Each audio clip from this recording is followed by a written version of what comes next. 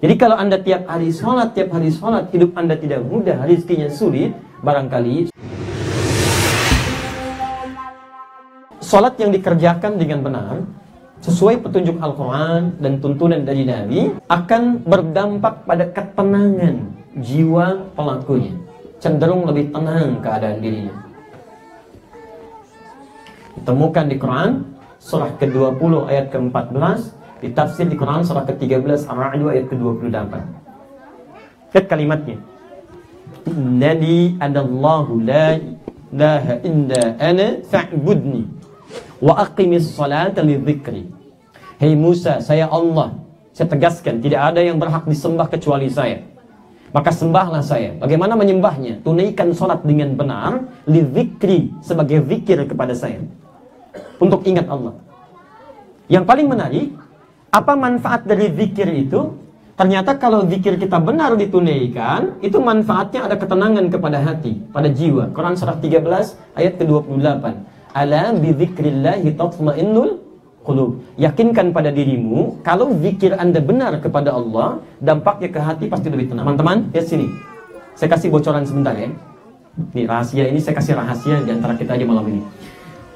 Kalau Anda temukan kalimat zikir di Quran, itu pasti semua ibadah yang membuat kita lebih dekat dengan Allah dan berdampak pada ketenangan hati. Contoh, baca Al-Quran. Baca Al-Quran itu bagian dari zikir. Bagian dari zikir. Karena Qurannya pun disebut dengan zikir. Quran surah ke-15 ayat 9. Posisi paling kanan di pertengahan. Inna nahnu nazzalna dzikra wa inna lahu. Kami yang telah turunkan Al-Quran sebagai zikir. Jadi kalau Anda sedang baca Quran, itu Anda sedang zikir. Tapi persamaan yang ingin saya buat, zikir itu kalau benar, berdampak pada ketenangan. Lawan tenang apa? Gelisah. Jadi kalau Anda sedang gelisah, ingin cepat tenang, salah satu cara paling cepatnya, ayo berwudu, buka mushaf, baca Quran. Demi Allah saya katakan, Anda dalam keadaan segelisah apapun, setidaknya kalau sedang baca Quran, akan ada ketenangan dalam jiwa Anda. Gak percaya silakan. Yang kedua, kalau Anda bisa menghafal Quran, itu 4 kali lebih banyak disebutkan daripada membaca. Dan penghafal Quran yang benar, itu akan ada perubahan pada dirinya. Semakin lebih tenang, sikapnya baik, nyaman. 4 kali. Di Quran surah ke-54, ayat 17, ayat 22, ayat 32, ayat 40. Walaqad yassarnal Qur'ana lidzikri. Kami telah mudahkan Al-Quran untuk diingat. Nah, mengingat Quran, menghafal, itu tidak disebutkan dengan hifdzun, tapi zikrun. Itu tanda bahwa penghafal Quran itu ada kecenderungan lebih tenang dalam sifat dan sikapnya. Jadi kalau Anda menghafal Quran tidak berdampak kebaikan pada diri Anda, ada yang salah dalam hafalannya. Tayyib. Misal, berzikir pasca sholat, kalimat tayyibah. Itu disebut zikir. Dalilnya Quran surah ke-4 ayat 103. Fa'idha qadaytumus sholata fadhkurullah. Berdoa. Itu bagian dari zikir. Quran surah ke-2 ayat 152. Ditafsir lagi di Quran surah ke-7 ayat 205. Wadhkur rabbaka fi nafsika tadarruan wa khifatan wa dunal jahri minal qaul. Silakan cek, bukankah saat Anda berdoa Anda lebih tenang? Anda sedang gelisah, tiba-tiba Anda angkat tangan Anda berdoa sampai Anda menangis. Bukankah cenderung Anda lebih tenang? Sekarang perhatikan. Bukankah semua tadi, baca Al-Quran, menghafal Quran, berdoa, istighfar, zikir, bukankah semua terkumpul dalam sholat? Bukankah Anda saat sholat baca Al-Quran? Bukankah hafalan Anda dibacakan dalam sholat? Bukankah Anda berdoa saat ruku, saat sujud, duduk di antara dua sujud? Bukankah Anda istighfar?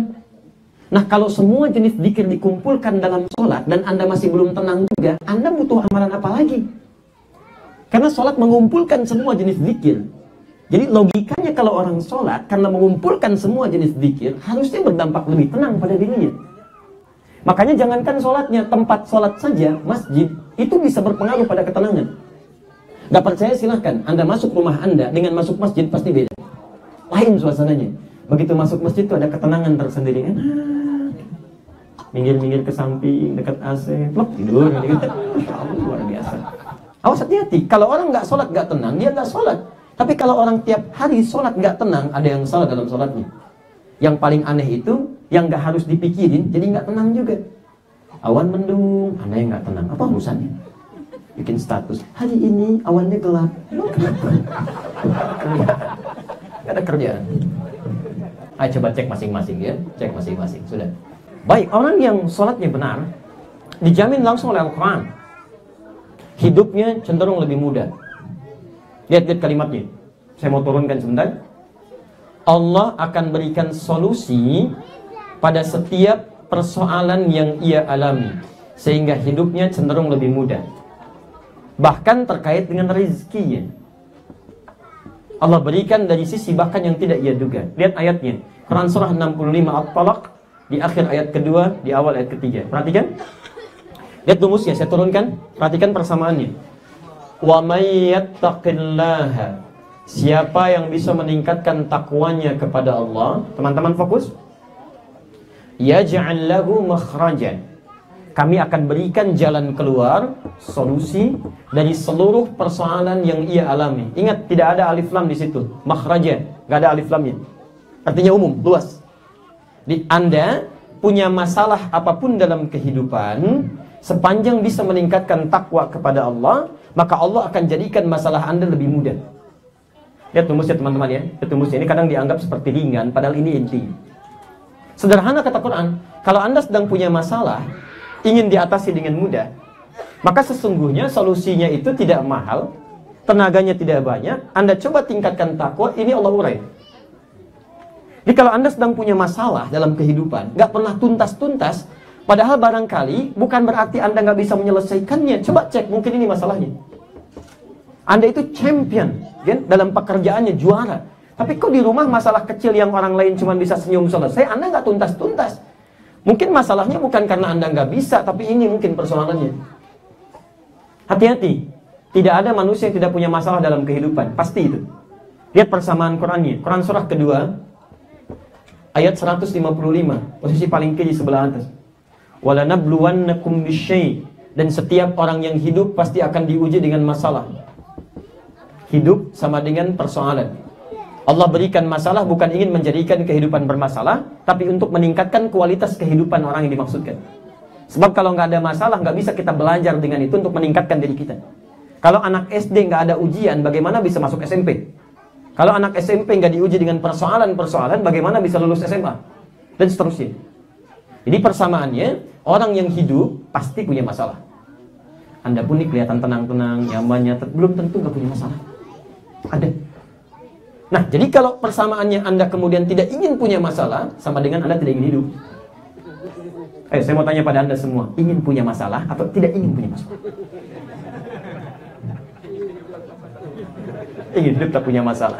Selalu ada yang begitu. Selalu ada yang begitu. Baik, tapi poinnya gini. Jika Anda punya persoalan apapun, kata Allah, lihat kalimatnya, tingkatkan takwa. Oke, cepat. Takwa disebutkan sebanyak 115 kali dalam Al-Quran. Saya bertanya, ya Allah, saya ingin tingkatkan takwa. Saya mulai dari mana? Sekarang cek, kalimat takwa pertama di Quran disebutkan di Al-Baqarah ayat 2-3. Persis sama. Lihat kalimatnya. Dzalikal kitabu la raiba fihi hudal lil muttaqin. Siapa orang takwa muttaqin ini? Lihat amalannya ayat 3. Alladzina yu'minuna bil ghaib wa yuqimunas shalah. Jadi kalau salat Anda benar, Allah berjanji akan memudahkan hidupnya plus bahkan rezekinya. Wa yarzuqhu min haitsu la yahtasib. Tapi tolong baca dengan sempurna ayatnya. Wa yuqimun, menyempurnakan sholat. Jadi kalau Anda tiap hari sholat, hidup Anda tidak mudah, rezekinya sulit, barangkali sholat kita belum sempurna. Paham sini?